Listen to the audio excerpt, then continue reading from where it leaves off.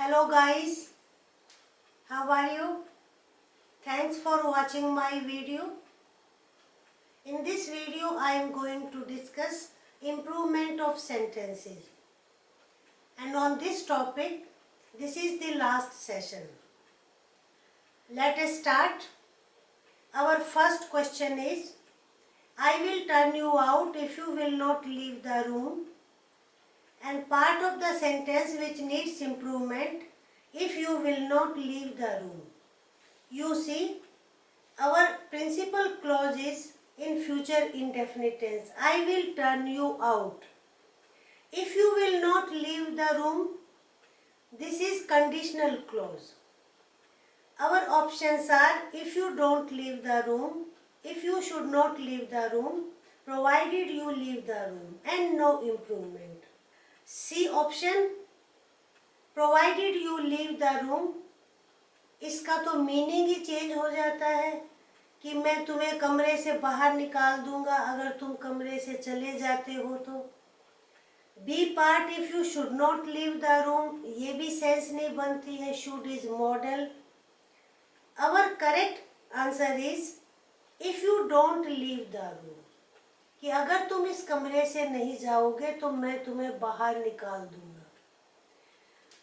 आप देखेंगे कि ये कंडीशनल क्लॉज है, सबऑर्डिनेट क्लॉज, और जब कंडीशनल क्लॉज होती है और अगर हमारी main clause future indefinite tense है तो कंडीशनल क्लॉज हमेशा प्रेजेंट इंडेफिनिट में होनी चाहिए। तो हमारा रूल क्या बना?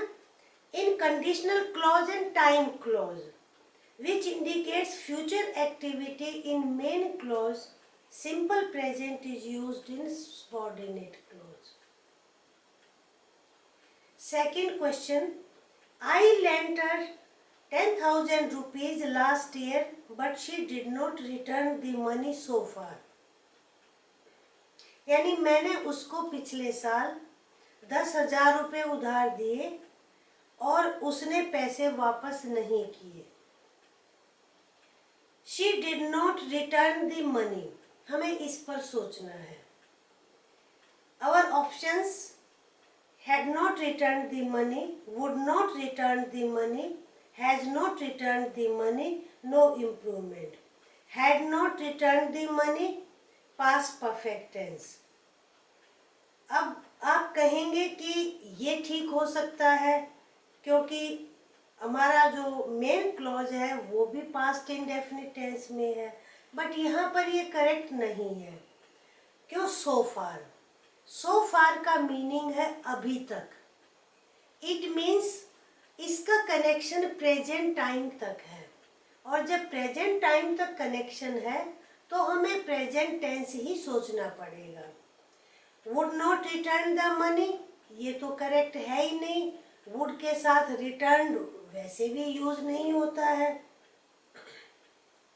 Has not return the money, तो हमारा प्रेजेंट परफेक्ट टेंस होगा। यानी कि जब पास्ट एक्टिविटी होती है और उसका कनेक्शन प्रेजेंट टाइम तक हो तो एक क्लॉज में हमारा प्रेजेंट परफेक्ट टेंस यूज होता है। तो रूल क्या बना? Past activity that has effect in present time, present perfect is used in subordinate clause. Third one, I closed the tap which ran from a long time. Needs improvement, ran from a long time. We have to think on this part. Was running for a long time, was running since a long time, had been running for a long time. We have to think both part on the tense as well as preposition. Was running from a long time from preposition is incorrect here. Second, since a long time, this is also incorrect क्योंकि long time is a duration. With duration since is not used. Had been running for a long time. So for preposition is used. So had been running, past perfect continuous tense will be used for a long time. for preposition is used. Sentence which indicates time also, an activity is in progress or was in progress, so fourth tense is used. अगर present activity है तो present perfect continuous tense, past activity है तो past perfect continuous tense. तो ये आपको ध्यान रखना है. सो हमारा एक रूल यहाँ पर क्या बना, preposition for is used when duration of time is given. Our next question is, will you have finished your novel by the time I will come back? अब किस पार्ट में सुधार करने की जरूरत है? I will come back. Our options are I came back, I come back, I must come back. As I have told you, our correct option is I come back. By the time latest time है कि जब तक मैं वापस आता हूँ तो क्या आपका नॉवल फिनिश हो जाएगा. मेन क्लॉज आपकी फ्यूचर टेंस में है तो प्रेजेंट टेंस में आपकी सबऑर्डिनेट क्लॉज होगी. Our next sentence is, the saplings will not grow unless weeds are not cleared.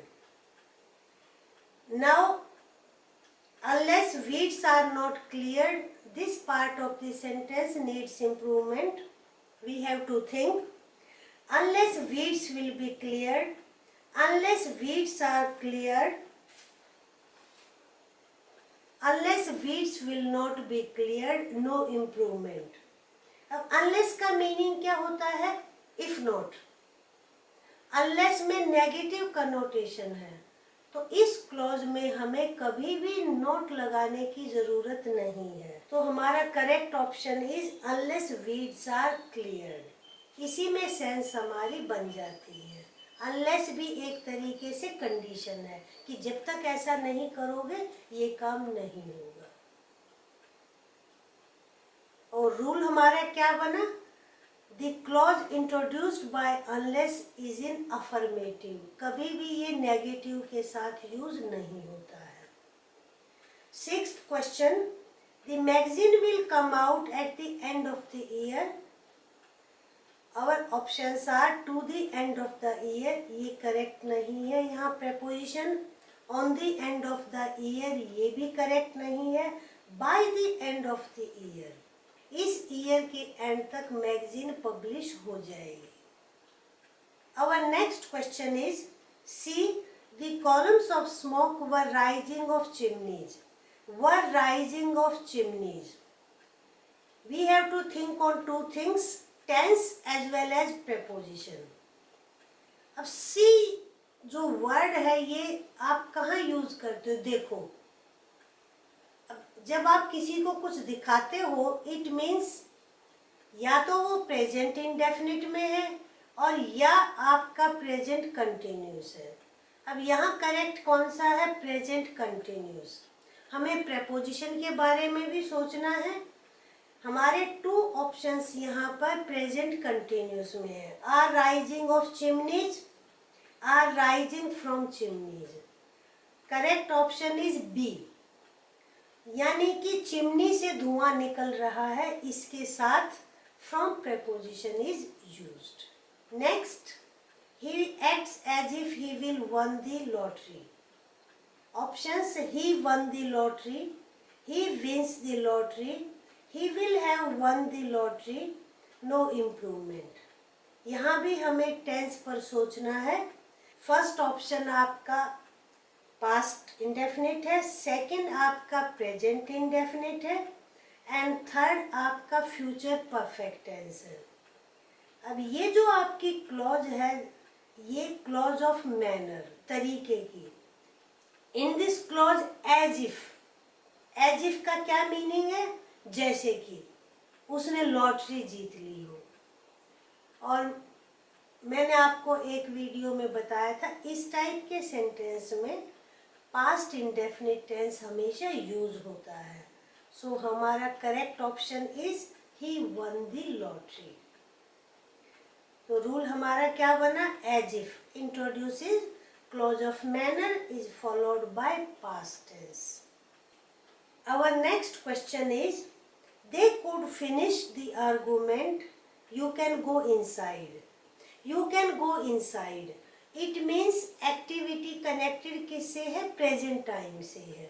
Have finished the argument. Should finish the argument. यहाँ sense नहीं बनती. Should finished मॉडल के साथ सेकेंड फॉर्म यूज नहीं होती. Our correct option is have finished the argument. Last one. The light in that room fused last night. Should you light a candle there? हमें tense पर सोचना है. देखिए, एक सेंटेंस है कि लास्ट नाइट यानी कल रात लाइट फ्यूज हो गई थी. Should you light a candle there. अगर ये होता should I light a candle there तो सेंस अप्रोप्रिएट होते. Did you light a candle there या अप्रोप्रिएट ऑप्शन नहीं है ये. Have you lighted a candle there यानी ये भी एक्टिविटी प्रेजेंट परफेक्ट टेंस में है, प्रेजेंट टाइम से कनेक्टेड है, तो हम प्रेजेंट परफेक्ट टेंस यूज करेंगे. तो हमारे आज के ये 10 सेंटेंसेस थे. You have learned many rules. आपको टेंसेस के बहुत रूल्स पता चल गए हैं. I hope you like the video or do comment whether you like this method or method of board.